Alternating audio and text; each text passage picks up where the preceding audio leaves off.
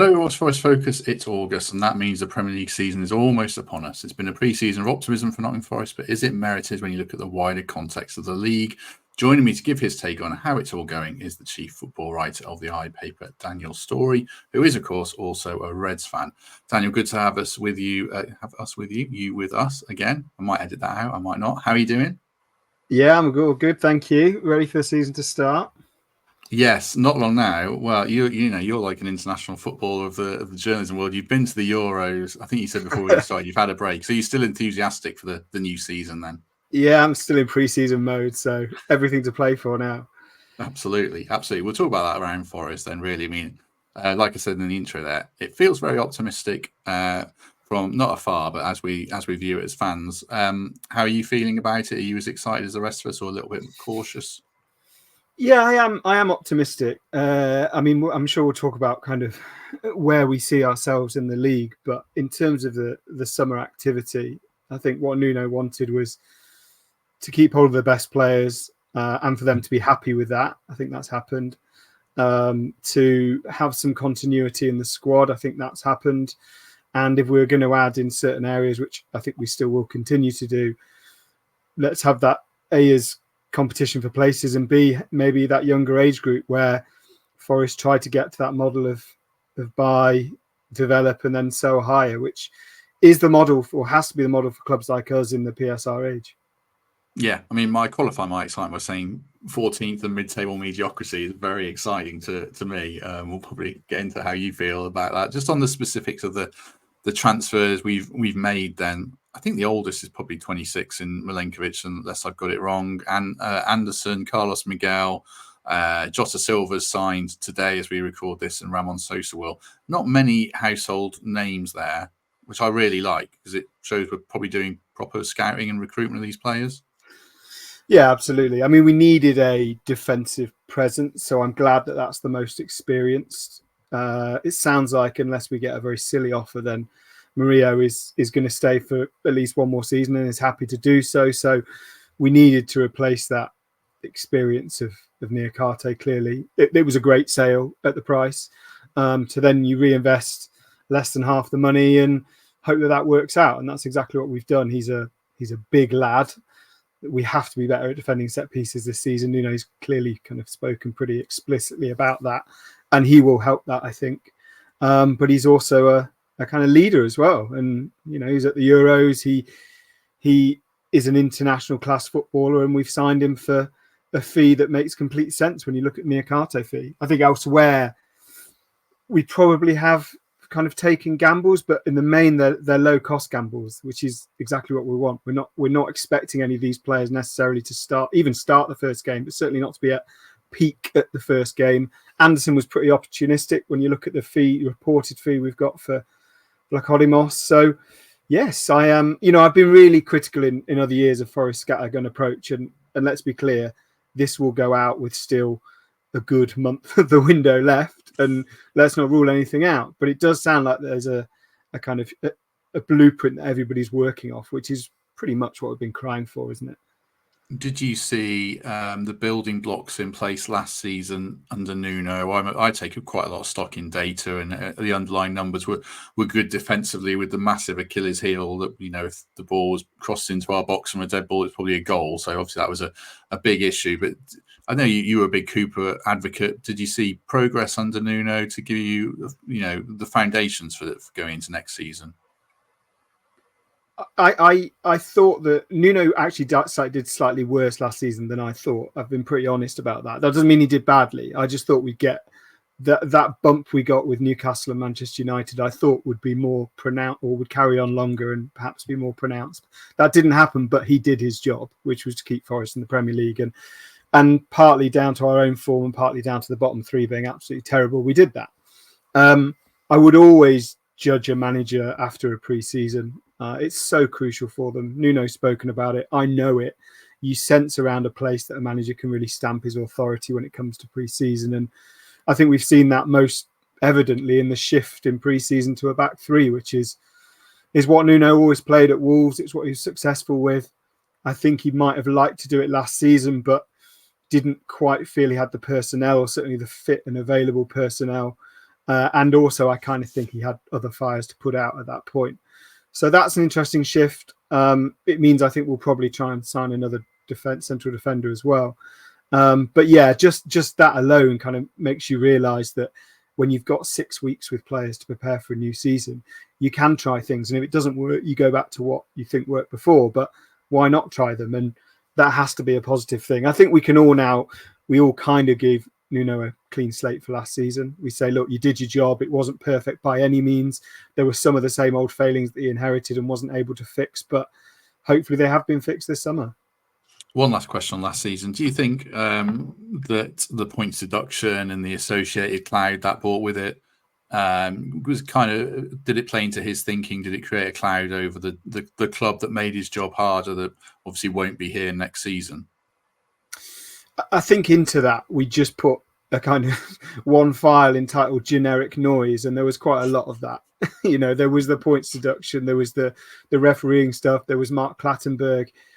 Ideally, I think we would all, the idea, or the kind of optimistic idea, is that creates a siege mentality within a club. But actually, noise is never really helpful. It can be kind of represented, and Everton showed this, and kind of representing like a kind of never say die spirit. We'll get through this, but it doesn't. That's not the norm. It generally doesn't work. Players like to have a happy, content, calm working environment. And Forest's challenge ever since getting to the Premier League has been to create one of those. I hope that this probably feels like the summer in which that's most possible, purely because we've had 2 years in the Premier League and we've got rid of, it seems, our PSR issues early or late in that window, but early in the summer. So yeah, that has to help. It really does. Footballers just want to come to work and be able to express themselves. It doesn't matter if it's a slight doubt about what's going on in their home life or what's going on in their, in the club in general. It doesn't matter if a manager stays or goes. Everything you want is to be as calm as possible. And the club have to help that. The club have to make that as easy for them as it can. And I honestly believe they are trying to do that this summer, which is great. You mentioned happy, content, and calm. And earlier, I noticed you said, you wanted key players to stay and be happy to stay. And I think Murillo is. I know he's made some noises about moving on, but every player wants to play at the top level. So I've got no worries about that. Gibbs-White's the other key one, who I seem very happy to stay, and I suspect might be captain next season. What's your take on Morgan and his progress? Because I know you cover a lot of England football. I think he was pretty annoyed he didn't get a look in the summer. How far off it is he, and how much further or how much more do you want to see from him next season? I think there's a cluster of those players. It's a very small cluster. I can actually only think of him and James Maddison that didn't make the squad that might feel a little bit aggrieved. But the reality is Gibbs-White's strength for Forest is probably his weakness in international terms. He's slightly positionless for Forest. He gets this kind of roaming free role, which is brilliant for us because he's, I think, our most talented attacking player. International football is very different to that. And it's a lot more structured.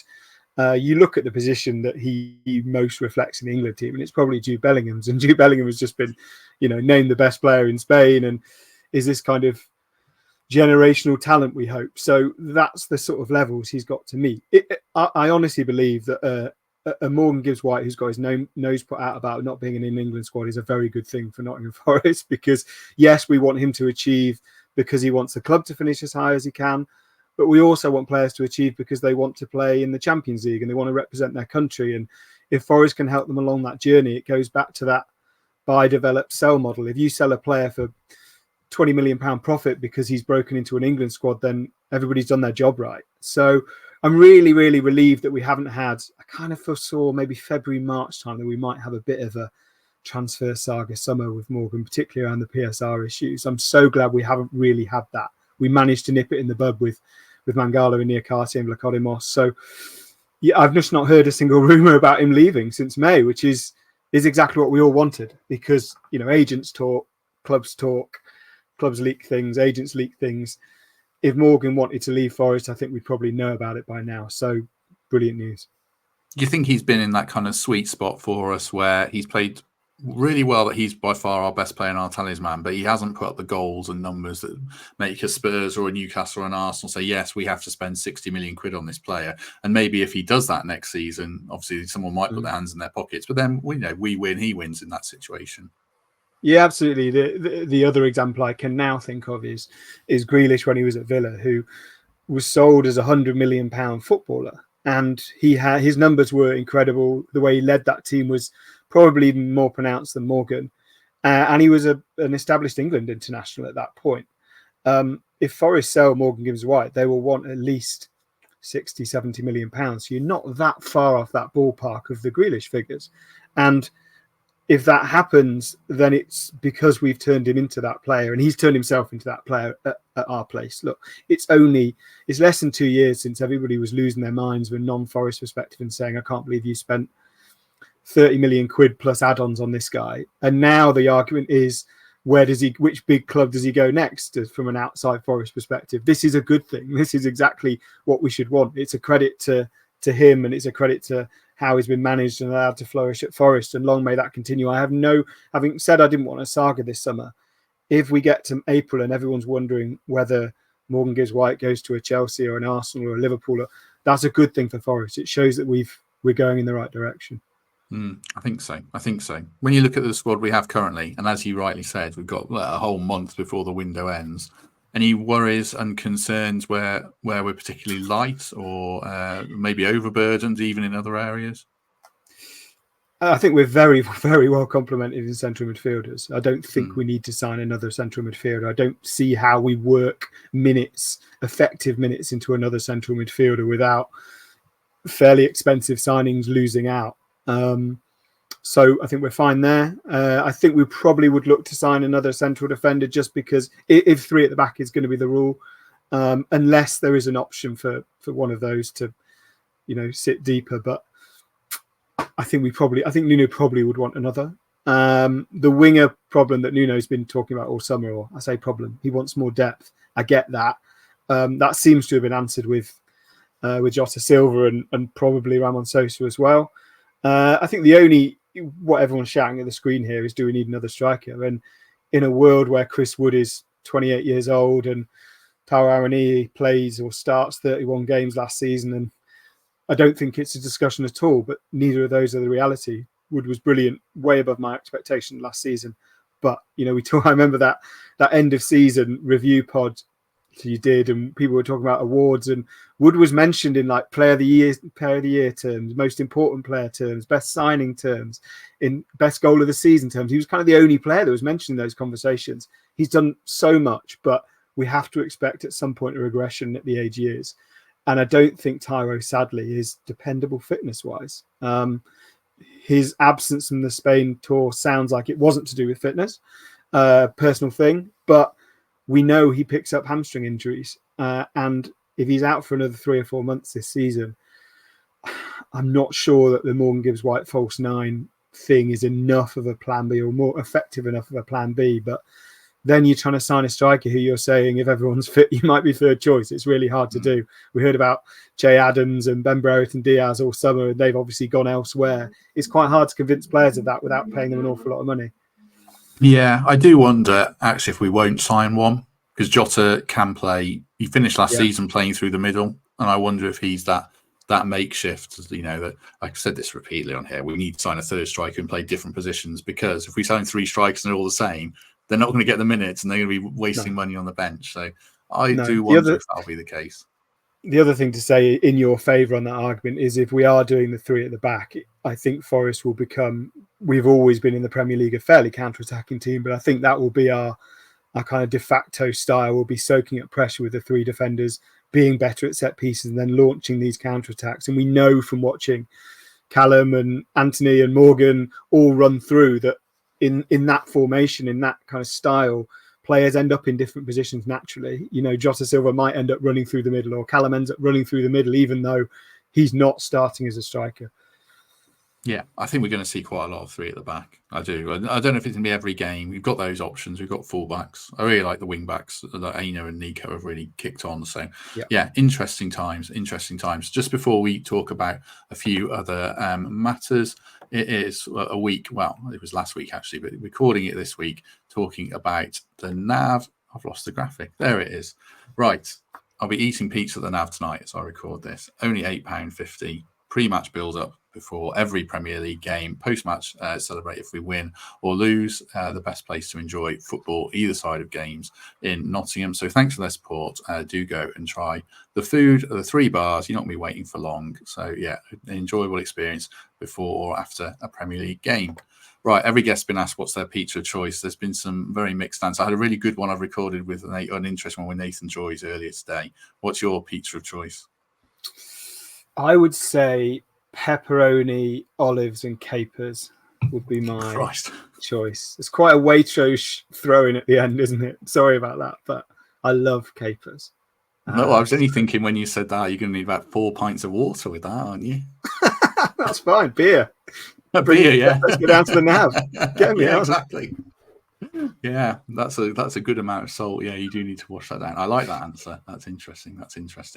Right, back to business. Like you said earlier, I know you have been, I don't know if critic's the right word. You call out what you see as, failings of Forest in their recruitment policies. We all have over the years, 70-odd signings in the first 4 years. One of the things that seems to have changed is the strategy behind the scenes. Pedro Ferreira's come in. George Sirianos has been brought back as an overarching thing. Ross Wilson's got a big role. Does it feel more like a Premier League structure when you look at what they have at other clubs now? Yeah, it does, largely because the people who were there, Ross Wilson, who was there a year ago, is still there, and that's been the unusual thing. There's not that churn yet. I think this summer there have been 2 clear themes to our recruitment. One is we know there is influence from Jorge Mendes. We know we will be looking at that Portuguese market. Jota Silva has come in, and that makes complete sense to me. If that's an easy in, if it makes it an easy deal for Forest to get done, if it even makes it a cheaper deal for Forest to get done, then that's the reality we're working in. I'm not a huge fan of super agent influence, but Forest are clearly have Mendes on the end of a phone, and they will use that to their advantage.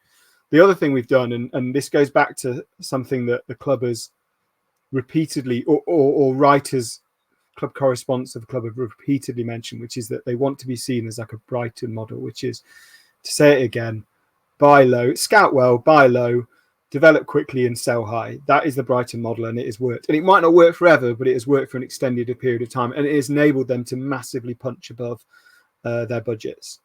And now this, one of those Brighton themes, or the main Brighton theme, has been South American scouting. Look at their scouting, you look at Enciso, you look at Caicedo and Estupinan and Buonanotte and Barco there now.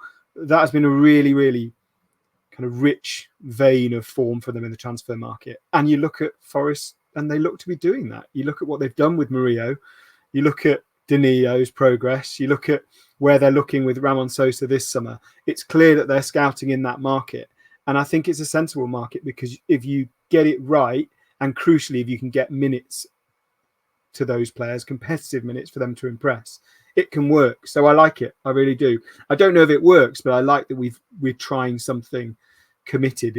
We're not seeing the Emmanuel Dennis signings of a couple of years ago where it felt a little bit too scattergun for my liking. And there were signings where, yes, people would say I was being negative, but there were signings where I looked at and just thought, I just don't see how that can work. I don't see how paying 12 million plus for this player can prove value for money down the line for a club that eventually will have to make ends meet in terms of profit sustainability. And to be honest, I'm not doing an I told you so. I wish it had worked out, but players like Dennis haven't. And so they're there on the books, and we're trying to get rid of them.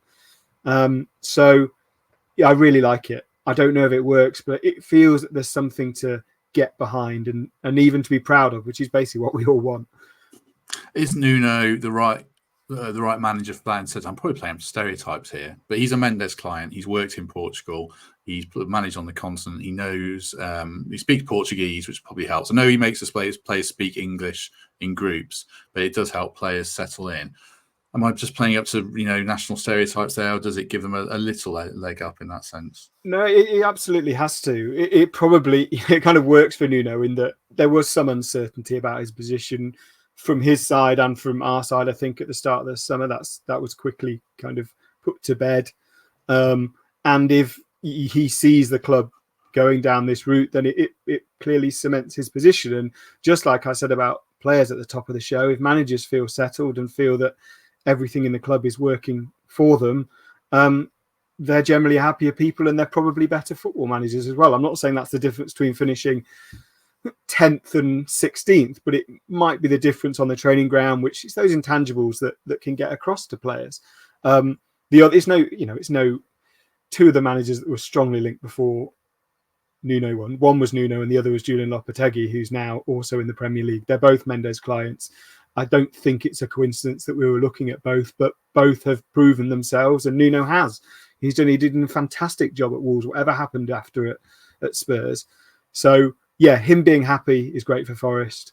Him feeling that transfer structure, which is still quite a lot of cooks. If you've got a manager and you've got Ferreira and you've got Sirianos and you've got Wilson and you've got, let's be honest, Marinakis Jr. and Marinakis Senior as well. There's still a lot of cooks there, but it does seem like they are being able to get business done without doing what happened 2 years ago, which is effectively everybody gets a player if they want one. And we bought one for the manager, one for the sporting director, one for the owner's son, and it all felt a bit messy. It doesn't seem like that, I hope, this summer.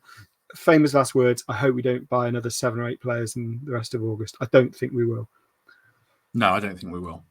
Just before I start asking you about other teams in the Premier League to get your take on where we fit in that structure in general, one other small incremental gain I wonder if you think we have is just a lack of players at the Euros.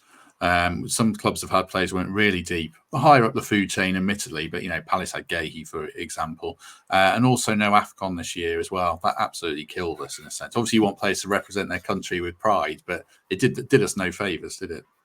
No, it didn't. It really didn't. It was a major thing that I kind of, I went to AFCON, so I kind of had already flagged in my own mind for work purposes, but for Forest purposes too. It felt like that squad was very heavy with players that we'd lose, or certainly the first team unit was heavy with players who we'd probably lose, and that's how it went. And one of them picked up an injury, and that's how Forest has felt ever since coming in the Premier League.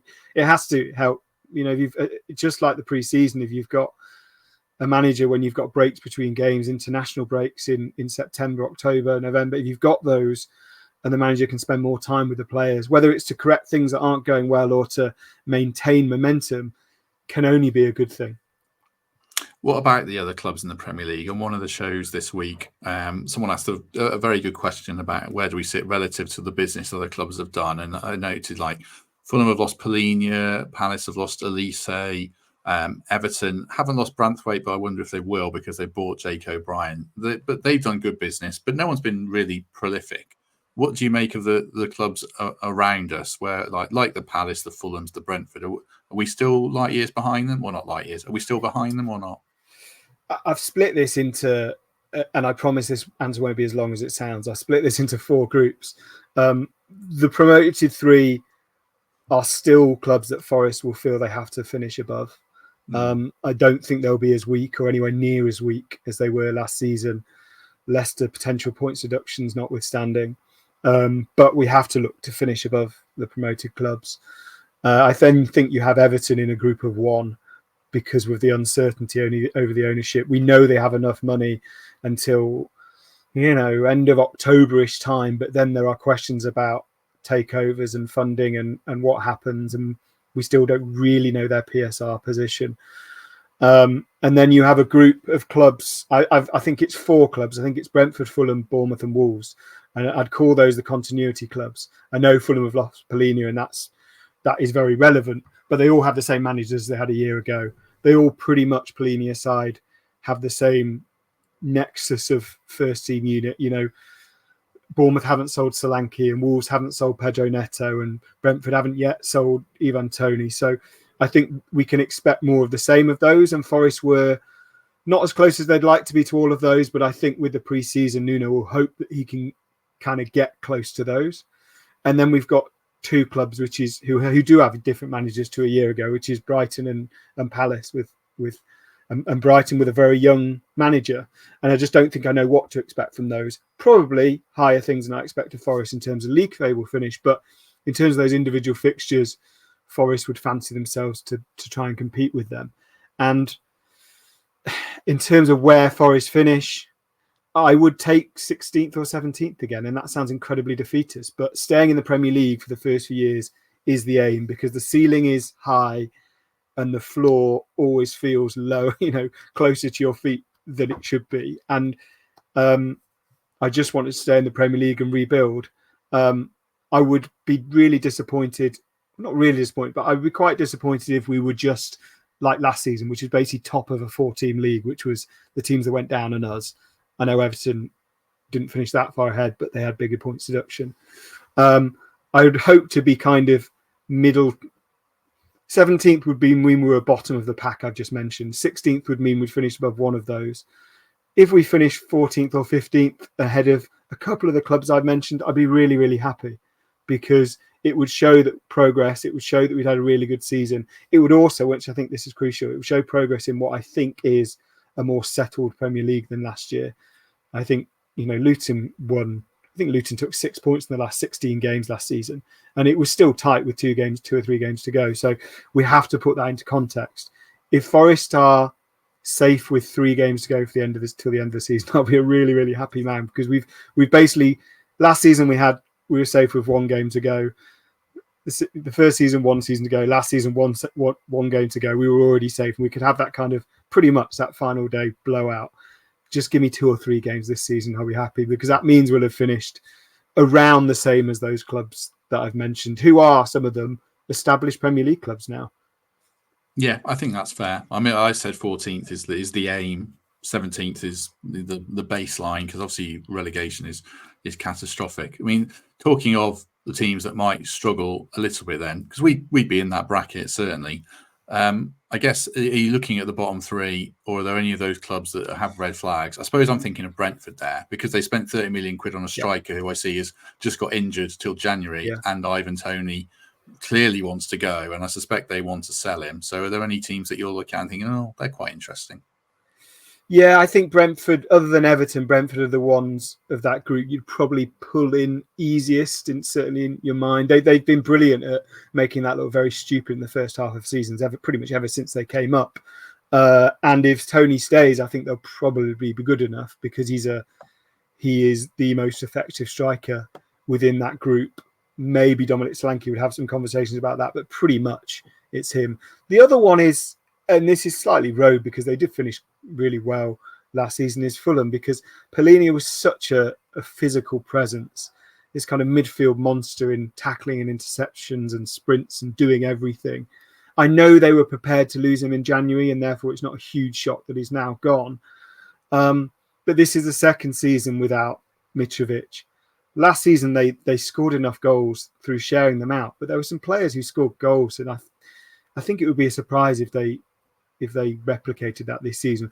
Bobby Cordova-Reid was one of them, and he's gone to Leicester. So, Fulham, I think if Fulham start slowly, as with all these clubs, if someone starts slowly, it's very easy to get panicked, isn't it? Because Bournemouth were the ones that started really slowly last season, but they had a new manager. That would take time to build. All those, that Brentford, Fulham, Bournemouth, Wolves, they've all got the same manager this season. So if you start slowly, everybody sort of thinks, well, where's this going now? What's happening? But yeah, I agree. Brentford is the one you pull in, more so if Tony goes than if he stays. But yeah, I could do with him kind of kicking up more of a fuss about staying, because it sounds like the striker may be injured to kind of November, December time, and maybe they persuade Tony to stay till January and do a bit of a kind of swap over in that way. Yeah, I think you might be right there. Just before we finish up and talk about a few kind of, I put the heart and soul of the club for areas to chat about. Just a word for our second sponsors, Global Telemetrics. Grateful for their support as ever. The person pictured is a real employee. Apparently, she's a Birmingham City season ticket holder. So we've all been there in League One. Don't worry, you'll get that. Get out there eventually. Right. They have, as you can see there, a stolen vehicle recovery team. They will alert you if your battery's disconnected or the car's moved without the ignition present. They have something called S5 devices fitted to notify you if your car moves without a detection method to make sure everything's okay. Basically, they stop your car getting nicked, and if it does, they'll help you get it back. So they do good work, and grateful for their backing. Right. Heart and soul of the football club. There's three people I wanted to ask you about, and also the City Ground. We start with the City Ground because I think you're someone, without putting words around, who places the kind of emotion and the feeling of football above quite a lot of it. So I guess you're relieved or still worried because it's not a done deal around the future of the City Ground, is it? While discussions are ongoing and while the supporters were so vehement and so passionate, and I have to say, so absolutely fantastic to a man and woman and child about the desire, to pardon the pun, to stay at the City Ground, I'm comfortable and I'm happy. I was uncomfortable when talk of moving happened. This is something we'll talk about in a minute with players, but when your club gets the Premier League, and this still applies to Championship clubs as well, inevitably the fabric of those connections between supporters and the club can dissipate even as your club becomes more successful, which sounds counterintuitive, but ticket prices go up. There's more pressure on managers change, there's a churn of players every summer. Inevitably there's a call for signing foreign players and players from other clubs rather than developing your own, and all of these can very slowly erode the connections. And Forest are incredibly lucky that they have the City Ground, which above all of that is this kind of magnet for supporters to the club. And it's more than, naming local stadiums that I've been to. It's more than Pride Park or the iPro. It's more than the King Power, because it's ours and it kind of always has been, and it creates this noise and it creates this environment where people connect. And I don't want to say, I had this conversation with Forest supporting friends at the time, and it was like, would you rather be bottom of the Championship and playing in the City Ground, or would you rather be 14th in the Premier League and playing at Toton? And I said, I'd rather be at the City Ground, because seasons will come and go, teams will come and go, managers, even owners will come and go, and Forest will end up where they end up. There's always one more season. If you leave the City Ground, there's not another City Ground. That's it. So yeah, I'm comfortable for now.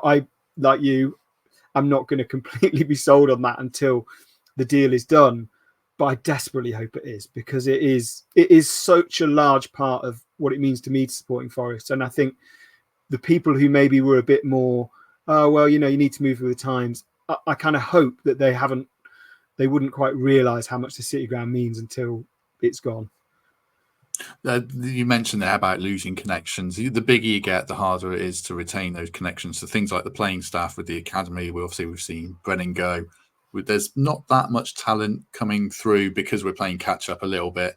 And we'll discuss one player, but we do still have Yates and Worrall. I suspect Joe might go. Yates has signed a new deal. The eternal debate around Ryan Yates every time he's mentioned goes on about how good he is. What's your take, having seen a lot of Premier League clubs? Do we need a Ryan Yates? Does everyone need a Ryan Yates? Everybody does. Yeah, everybody should want one. That's not about the talent per se. It's about the endeavour and the attitude and the work rate, and, as you say, the connection to the local club. I love. It's very simple. I love Ryan Yates because I can believe he cares as much as I do, and that's not to say that new signings or foreign players or players from other clubs in England don't care, because that's not true. But there is an intangible level that when you have an affiliation with something that you care about deeply, you are able to completely subconsciously to go above and beyond what you thought you could, and whether that's physical or mental or emotional. And Yates, he has that. He would run through brick walls for Nottingham Forest, and that to me is not only really special and something I want to have, but I also think it makes a difference on the team, whether he's starting or not. Forest have had a homegrown player, a player for whom Forest was their first club, in the matchday squad since 1941, and that doesn't have to matter, but I think it does. And I'm so glad that Yates signed that new deal. I don't think there was any chance of him ever wanting to, like, saying, actually, I want to leave. And I'm really glad that the club who seem to be reciprocal on that and see the value in him.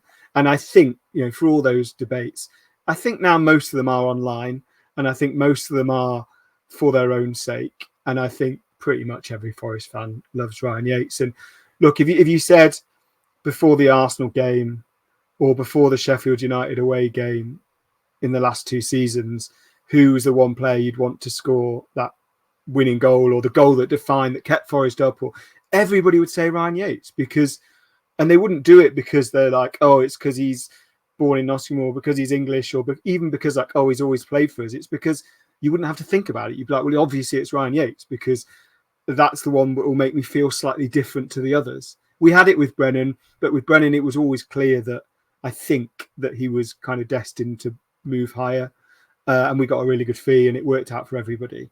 That's not quite the same for Yatesy. He probably looks the other way, like over his shoulder rather than up the league. So I'm really glad he stays. I'm not sure he starts every game next season. I'm not sure he even starts 25 games next season, but I would not want to be without him. What about Joe then? As you say, Ryan's probably going to be, if he's not starting, he's going to be on the bench, coming on almost every game. Slightly different picture for Joe. Do you feel like it probably, time for him to go, even if you do love him as well? Yeah, I do. I've got the canvas print in my office of him lifting up that playoff trophy, and that is a snapshot in time that none of us will ever forget. I will always hold him incredibly fondly for that. I think it is slightly sad, but also relevant to this discussion that there was clearly an issue last season within his own happiness at the club, whether it was with Steve Cooper. There was all various rumours around that, and it felt like a natural move for him to for leave on loan at that point. And now probably he wants maybe a more permanent home, and I don't think you could doubt him on that. I don't think I ever thought from the moment we won the playoff final that Joe Worrall was Premier League class. But that wasn't the point. It was the player who, even in those last throws of Joe Worrall, was keeping a clean sheet at Stamford Bridge when, that proved to be a pretty significant win in our season, and he was very significant in it. He will get, undoubtedly, there are players who, when they come back to your club, get huge ovations and huge applause and cheers for what they've done, and Joe is one of those, whoever he goes to. The kind of the next generation, I suppose, like I said, it's not, not as burgeoning as it was. We all remember, Reed, Genus, Prutz, people like that. And then more recently, Brennan, Joe and Ryan. There are some players there. I know Dale Taylor wasn't a direct signing, but he has promised. Isapra Song, the young striker, is out. So Rotherham, be interested to see how he does. But Zach Abbott is the one who's featured in pre-season. There was an article, John Percy writing that he was, Man United were monitoring it. Monitoring him, and I have seen him pre-season. He looks like he's got the makings of a modern centre half who can pass the ball. Is he one that we can get excited about? Could he be the future? Are you looking to him already? I hope so. I don't think he will get that many minutes this season, and it might be that he has to get a loan out. Look, one of the knock-on impacts of promotion to the Premier League is that every game matters more when you have a points target that you think you'll need to stay up, and if staying up is the aim, and therefore every mistake in every game matters, and development isn't linear. So it's very hard to throw 18-year-old kids into a team. It's easier when they're strikers, and if you miss a chance, another one will come along. It's harder when they're central defenders and goalkeepers, because typically those mistakes are more pronounced and lead to more match-changing events. So it's hard. It really is. If he's good enough, I hope. I mean, that ultimately that's the conclusion, is that if he is proven to be good enough, I hope he makes it at Forest.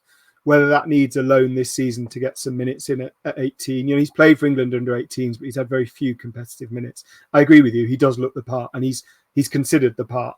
And if we play 3 at the back this season and have a bit of an injury crisis and he doesn't go on loan, there's a wonderful mapped out future where he comes in and he's one of those players who everyone goes, God, he took his chance, and he's now, you can't drop him even though so-and-so's back because he looked so good. He is a passing central defender. He is a really, really good prospect. he is the only one, I think, in the academy at the moment at that age group who would go up rather than going down, which kind of coincides with what John Percy's saying. But yeah, I hope he gets some minutes. But I mean, we've got EFL Trophy, we've got Carabao Cup, we've got FA Cup. There will be changes in those fixtures. We know that. So yeah, I hope he's as good as we think he is. But to repeat, development isn't linear. Who looks really good at 18 is not always who looks really good at 20 and 21. And showing that in the Premier League is really hard business. Yeah, I should have mentioned Joe Gardner as well, who came on against Bristol City in the FA Cup, and he looked bright. And like you were saying, I hope we don't sign any more midfielders, because if you want someone to be the sixth cab off the rank, then it could well be him. We don't want to block the pathways. So yeah, good stuff. Right, if people have enjoyed this, as ever, do hit like on the video. It makes a big difference. You do subscribe, become a channel member, and leave us a lovely review on iTunes. We got past 8,000 subscribers, so charge towards 10,000 starts here. Right, as ever, we end with any other business and anything else you want to say. Any work you want to plug, or any places people can find you, anything like that? I've shamefully just had 10 days off after the Euros, so I've got nothing to plug. But yeah, no, as you introduced at the top of the show, I'm the football writer for the iPaper, so my work is there in inews.co.uk online. This is your tangent. How's your job changed in the last 5 years? Is it totally different? Obviously, mine's so different. We both worked in newspapers. I don't anymore. Is it just the ever evolving media landscape of, match reports aren't really the thing anymore, and it's completely different? Even covering the Euros this summer. Yeah, I mean, I am actually. I can't really talk about it just yet, but I am actually doing this kind of big project this season about kind of covering lots of English football, shall we say, and. Yeah, there's been a push to digital subscribers that, that is, we have an app that people can subscribe to and read the work, and it's incredible value for money. I think it's like £1.50 a week for everything. I would like to think that's enough for the football coverage alone, but there's puzzles if you want to do those as well. But yeah, I mean, that is the shift. We do actually still have a really, really good and growing print circulation. So it's kind of these two pillars that are quite hard to negotiate, because obviously there's a paper to fill 6 days a week, and also there's stuff to do for digital. But yeah, I am a workaholic, and I think that's probably appreciated at work, because you do feel like you need to be. Yeah, I could do a whole other topic on sport media. It's interesting. I suppose I'm a workaholic as well. I was doing thumbnails for YouTube at 1 o'clock in the morning and stuff like that. But yeah, totally different world. That's the spirit. Exactly. That's the spirit. Right. We shall be back. When shall we be back? Like I say, I'm away for a couple of days. So either Wednesday or Thursday, we play Olympiacos, I think, on Thursday anyway. So at least a post-match show. So yeah, if you've enjoyed this, that'd be great to hit like. Dan, thank you very much. Thank you for having me. A great pleasure. We hope to have you back on through the season. It'd be good to get your insight again. But in the meantime, everyone, if we don't see you on Thursday or Wednesday, then we shall see you soon.